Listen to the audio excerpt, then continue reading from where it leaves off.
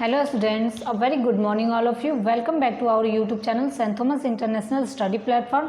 आप सभी बच्चों का हमारे YouTube चैनल पर स्वागत है। आइए, मैं आपकी हिंदी टीचर आज आप लोगों को क्लास 4 का पार्ट 7 पढ़ाने जा रही हूँ। यह एक कहानी है शरणागत की रक्षा, यानी कि शरण में आए हुए व्यक्तियों या प्राणियों की रक्षा करना। इस कहानी का भाव यही है कि जो भी शरण में आते हैं उनकी रक्षा किया जाए। तो बच्चों आइए इस कहानी को हम और आप मिलकर पढ़ते हैं। युगों पहले की बात है, उसीवर देश में एक राजा राज्य करते थे जिनका नाम शिवी था। बहुत समय पहले की बात है, उसीवर देश में एक राजा राज्य करते थे जिनका नाम शिवी था। राजा शिवी बड़े दयालु तथा धर्मात्मा थे, दान करने वाले और धर्म का पालन करने वाले व्यक्ति थे। उनके राज्य में सभी प्राणी सुखी थे, यानी कि बहुत खुशहाल जिंदगी व्यतीत कर रहे थे। जिस किसी को कोई दुख या कष्ट होता था वह सीधा राजा की शरण में पहुंच जाता था, यानी कि राजा के पास चला जाता था।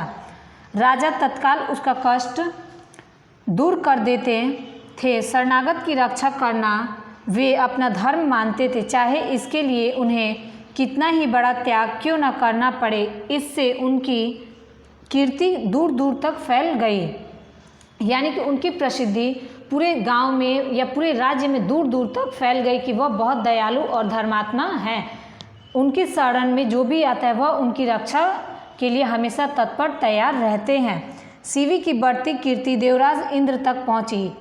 राजा इंद्र शिवी की परीक्षा लेना चाहते थे। उन्होंने अग्निदेव से कबूतर बनने के लिए कहा और स्वयं बाज का रूप धारण कर लिया। जैसे ही यह खबर इंद्रदेव के पास पहुंची कि शिवी बहुत दयालु और धर्मात्मा है, वैसे ही इंद्रदेव ने सोचा कि क्यों ना इनकी परीक्षा ली जाए।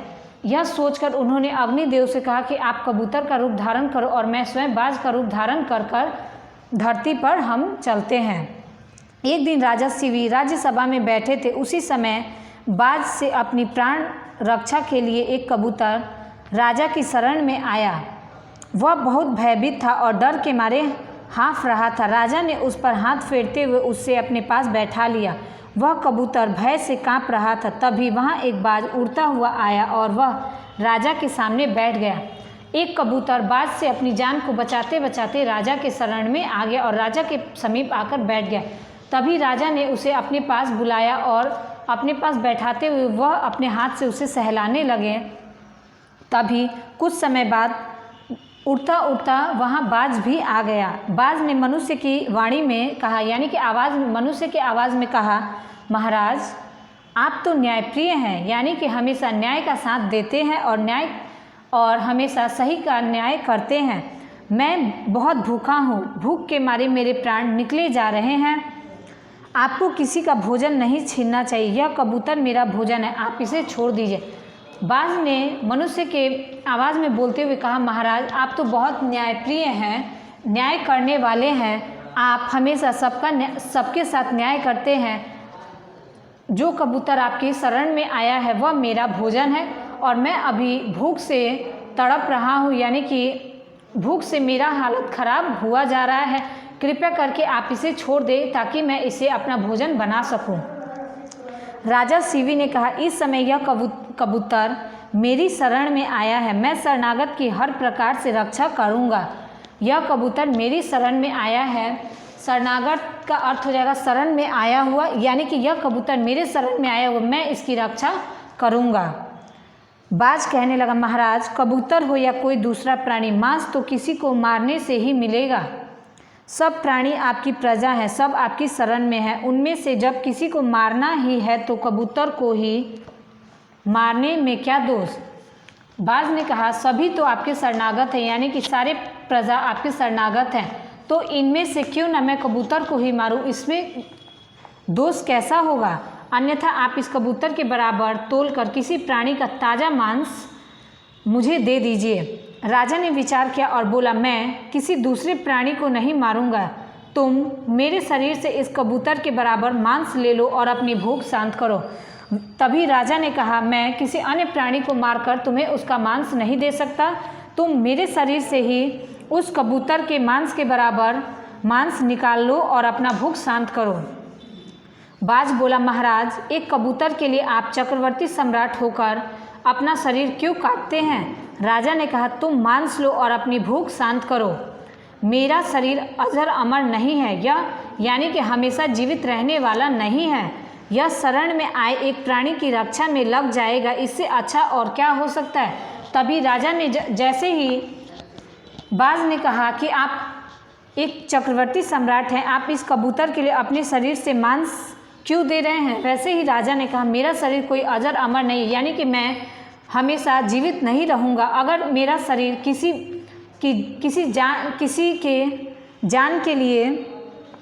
के जान बचाने के लिए अगर काम में आ जाए तो इससे अच्छा और क्या हो सकता है? बाज राजा की बात से सहमत हो गया। महाराज की आज्ञा से तराजू मंगवाई गई, उसके एक पलड़े में कबूतर को बैठाया गया और दूसरे पलड़े में महाराज ने अपने हाथ से काटकर अपनी बाईं भुजा रख दी। लेकिन कबूतर बड़ा पलड़ा भूमि पर ही टिका रहा। महाराज शिवी धीरे धीरे अपने शरीर का एक एक अंग काट कर तराजू में रख रहे। महाराज शिवी का शरीर रक्त से लथपथ हो गया। जब तौलने के लिए यानी कि कबूतर के मांस के बदले महाराज के शरीर का मांस तौला जा रहा था, वैसे कबूतर का पलड़ा भारी ही रह रहा था और महाराज अपना कितना भी शरीर का मांस काट कर रख रहे थे दूसरे पलड़े में, लेकिन वह कबूतर के मांस के बराबर नहीं हो रहा था। ऐसे करते करते महाराज ने अपने शरीर के काफ़ी अंग को काट कर उस तराजू में रख दिया, जिससे उनका शरीर रक्त से लहूलुहान हो गया था, लेकिन उन्हें इसका कोई दुख नहीं था।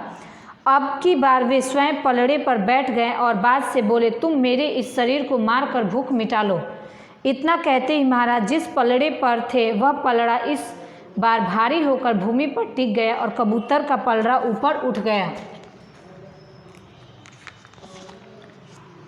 राजा शिवी के मुख से ऐसी बातें सुनकर बाज तथा कबूतर के रूप में स्थित इंद्र तथा अग्नि देवता अपने वास्तविक रूप में प्रकट हो गए। अग्नि देवता शिवी से बोले, हे राजन, मैं तो आपकी परीक्षा ले रहा था। आपसे बढ़कर इस जगत में दूसरा कोई धर्म रक्षक नहीं है। आप वास्तव में बड़े दयालु हैं। जैसे ही इंद्रदेव और अग्निदेव अपने वास्तविक रूप में आए, उन्होंने कहा, महाराज, आप सचमुच बहुत महान और बहुत दयालु हैं। आपसे बढ़कर इस दुनिया में कोई धर्म रक्षक नहीं है। आप वास्तव में बड़े दयालु हैं। देवराज इंद्र ने शिवी की छत विछत देह को पहले जैसा सुंदर बना दिया और राजा शिवी से बोले, छत विछत मतलब उनके कटे हुए शरीर को पहले जैसा पूर्ण कर दिया। और राजा शिवी से बोले, जब तक आकाश से सूर्य, चंद्र तथा तारे चमकते रहेंगे तब तक तुम्हारा नाम भी इस धरती पर अमर रहेगा। इतना कहकर उन्होंने राजा शिवी को आशीर्वाद दिया और देवलोक वापस चले गए।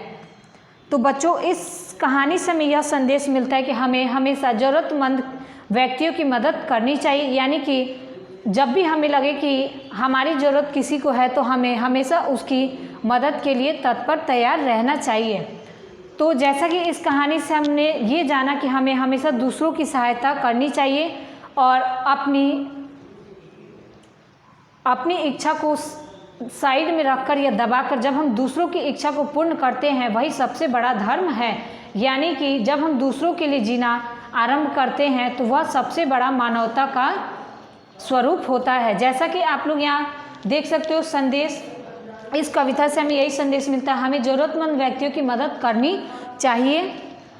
शब्दार्थ कुछ शब्द है जिनके अर्थ हम जानते हैं और समझते हैं। जैसे दयालु, दयालु का अर्थ हो जाएगा दया करने वाला। शरणागत, शरण में आया हुआ। न्यायप्रिय, न्याय करने वाला। आशीर्वाद, आशीष देना। धर्मात्मा, धर्म का पालन करने वाला। कीर्ति, ख्याति, प्रसिद्ध यानी कि फेमस व्यक्ति। छत विछत, कटा हुआ शरीर। देवलोक, स्वर्गलोक। तो बच्चों, आप लोग इस कहानी को एक बार खुद से पढ़ोगे, जिससे आप लोग को रीडिंग लगाने में भी दिक्कत नहीं होगा। इसलिए मैं बोलती हूँ आप लोग को जो पढ़ाया जाए आप लोग फिर से एक बार खुद से इसको सेल्फ स्टडी करो, यानी कि खुद से इसको पढ़ोगे अच्छे तरीके से, और जो आपको समझ में नहीं है वो आप हम लोगों से पूछोगे। इस शब्दार्थ को आप लोग अपने नोट कॉपी पर नोट करोगे और व्हाट्सएप ग्रुप पर सेंड करोगे। आगे का क्वेश्चन आंसर आप लोग के व्हाट्सएप ग्रुप पर शेयर कर दिया जाएगा। और ऑब्जेक्टिव क्वेश्चंस आप लोग को मैं बार बार बोल रही हूँ कि आप लोग अपने बुक में ही सॉल्व करोगे और उसको व्हाट्सएप ग्रुप पर शेयर करोगे।